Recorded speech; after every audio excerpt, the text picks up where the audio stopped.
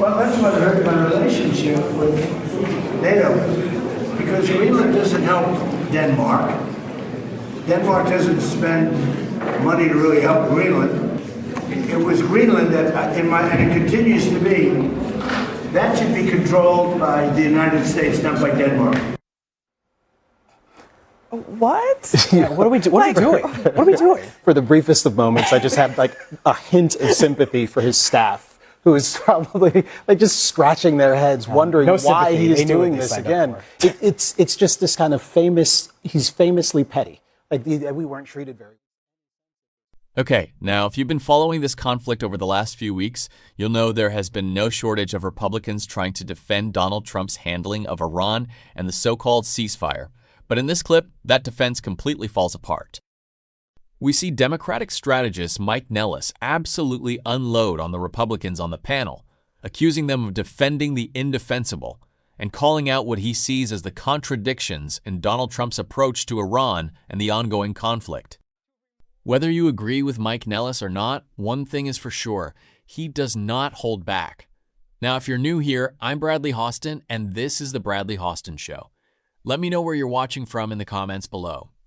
I need you guys to stick with me until the very end, because after we watch this clip, I want to explain why I think this debate exposes a much bigger problem for Republicans when it comes to defending Donald Trump's foreign policy, and why I believe Mike Nellis made one point that completely changed the conversation. As usual, let's watch the clip, and then I'll give you guys my thoughts afterwards. Let's get into it. Breaking news tonight, U.S. Central Command says it has finished its latest round of strikes against Iran, hitting more than 80 targets. The attacks were in response to a series of Iranian strikes on commercial ships near the Strait of Hormuz. Iranian state media reports several blasts were heard on Karg Island, a vital hub for Iranian oil exports. Now, the backdrop of all of this is the high-stakes NATO summit happening right now in Turkey. President Trump received a very warm welcome as he arrived there earlier today, and he later met with Turkey's strongman leader and used his time to air his many grievances. But we weren't treated well because we did something in Iran. We don't need anybody's help. I didn't even want their help, but before I asked, they said they wouldn't be there, and we've invested trillions of dollars in NATO. Why? To protect European countries. Why are we spending hundreds of billions of dollars and they're not there for us? We've always been there for them. Trump once again falsely claims that NATO has never been there for us.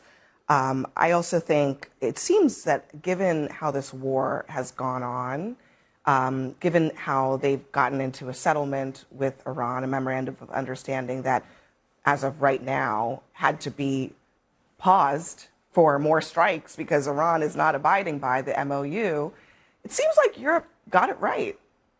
They understood what this was and they didn't want to get involved in it.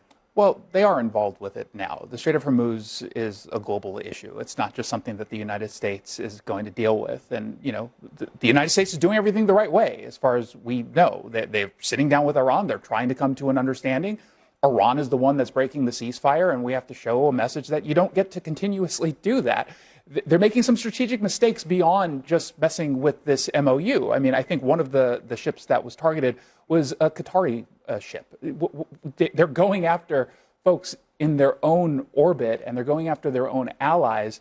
They're just creating more problems for them long term. Now, I think ultimately this is all political. They know that there's an election coming up. I think they're using this as leverage to go after the Trump administration. I don't think we're going to have a deal in however many days are left in the 60 days. I think that's going to be extended. So it becomes political.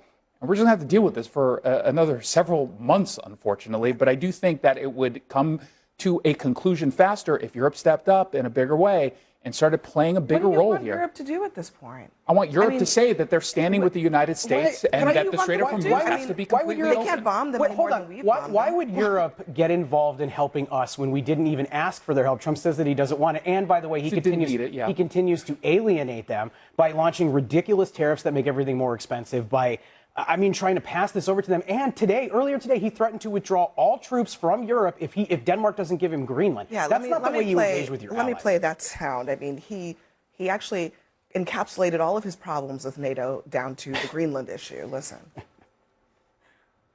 Well, that's what hurt my relationship with NATO, because Greenland doesn't help Denmark. Denmark doesn't spend money to really help Greenland. It was Greenland that, and it continues to be, that should be controlled by the United States, not by Denmark. What? Yeah, what are we doing? What are we doing? For the briefest of moments, I just had like a hint of sympathy for his staff, who is probably like just scratching their heads, wondering why he is doing this again. It's just this kind of he's famously petty.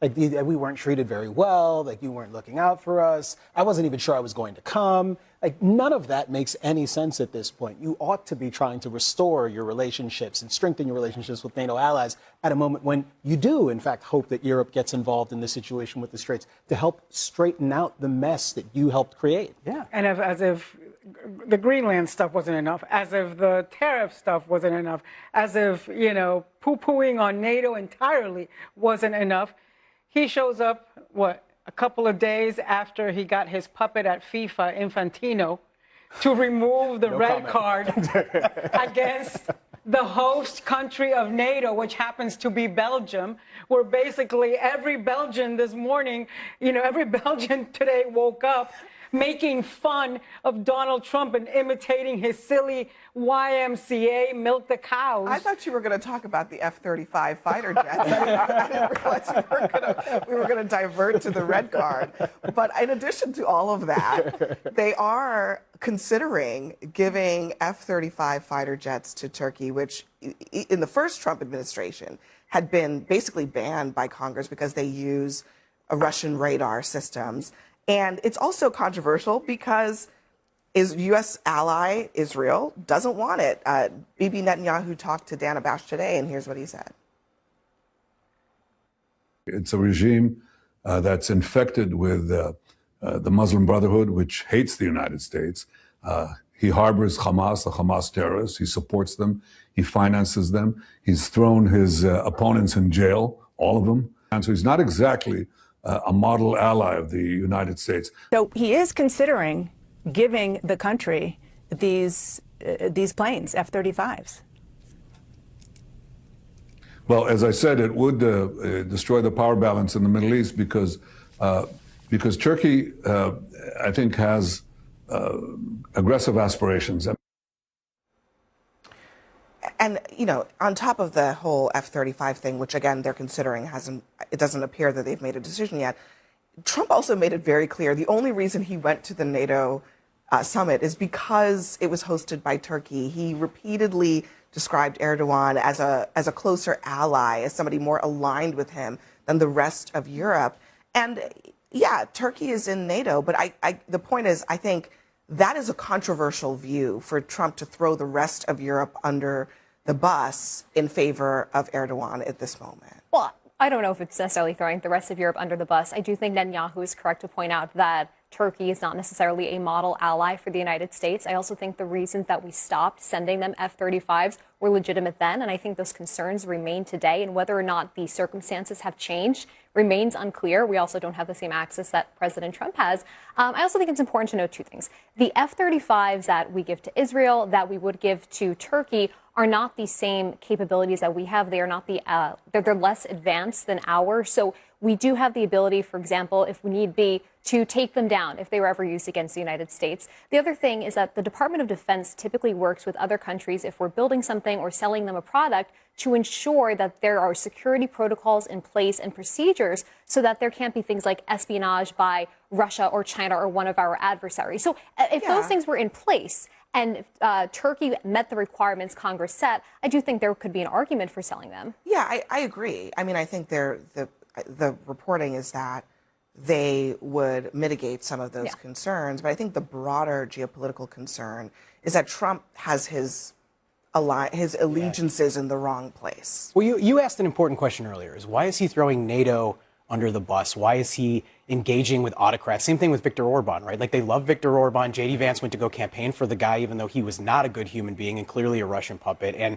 you see this consistently with Donald Trump's administration. If you kiss up to him enough, like the head of FIFA did, if you give him a fake peace prize, if you put money in his back pocket, he will sell out the American people, and he will sell out even some of our closest allies like Bibi Netanyahu. And Trump has been making deals all throughout the Middle East through Jared Kushner and Steve Witkoff and the rest of them. Those are, in my opinion, immoral. They're bad for the American people. They make us less safe, but they put a lot of money in his back pocket. So my guess is, on some level, he's either getting the feeling that he wants from somebody who's going to talk him up and say the right thing, or he's making money on the back end of this like everything else. But, I mean, Bibi Netanyahu really gave a master class on how to suck up to Trump, right? Yeah. Visited him in Mar-a-Lago all the time, was with him the entire time, even when he was out of office. Got him to launch a war for him. But it also feels like he's lost a lot of footing and leverage with Trump. Trump keeps telling him lately, shut up and know your place and do as you're told and leave me alone. Because I thought Democrats said the Jews control everything. Both publicly. At least there's a lot of Republicans who say that too.